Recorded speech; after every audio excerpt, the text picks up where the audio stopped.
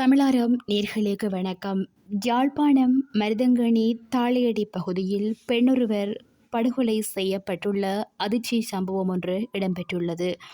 குறித்த பெண் பலாத்காரம் செய்யப்பட்டு கொலை செய்யப்பட்டமை விசாரணைகளில் தெரியவந்துள்ளதாக போலீசார் தெரிவிக்கின்றனர். 3 பிள்ளைகளின் தாயான 44 வயதினை உடைய பெண்ணே இவ்வாறு கொலை செய்யப்பட்டுள்ளார். அவரது சடலம் அவர் வசித்து வந்த வீட்டின் கழிவறைக்கு முன்னிருந்து கண்டுபிடிக்கப்பட்டுள்ளது. குறித்த சம்பவம் தொடர்பில் மேலும் தெரிய வருகையில், உயிரிழந்த பெண்ணின் கணவர் மீன்பிடி தொழிலுக்காக சென்று மீண்டும் வீடு திரும்பிய போது வீட்டுக்கு அருகில் மனைவி கிடப்பதை பார்த்துள்ளார்.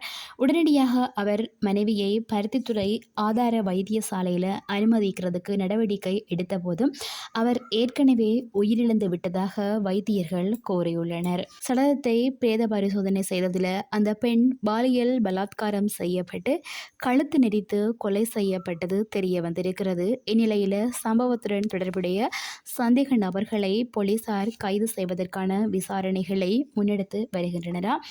தனிமையில் ஒரு பெண் வீட்டில் இருக்க முடியாத ஒரு சூழ்நிலை ஏற்பட்டிருக்கின்றது. அதுவும் பார்த்திங்கன்னா 44 வயதினை உடைய 3 பிள்ளைகளின் தாய்க்கு இவ்வாறான ஒரு நிலைமை ஏற்பட்டிருக்கின்றது. ஒரு தாய்க்கே இவ்வாறு நிலை என்றால் சாதாரணமான ஒரு பெண் தனிமையில் வீட்டில் இருப்பது பாதுகாப்பானதாக இருக்குமா?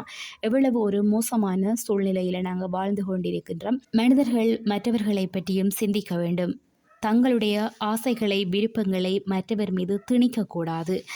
தற்போது ஒரு உயிர் பறிபோயிருக்கின்றது. 3 பிள்ளைகளின் தாய் உயிரிழந்திருக்கிறது. அந்த 3 பிள்ளைகளும் தாய் இல்லாமல் நிற்கதியாகியுள்ளனர். தவறு செய்பவர்கள் நிச்சயம் தண்டனைக்குட்படுத்தப்பட வேண்டும்.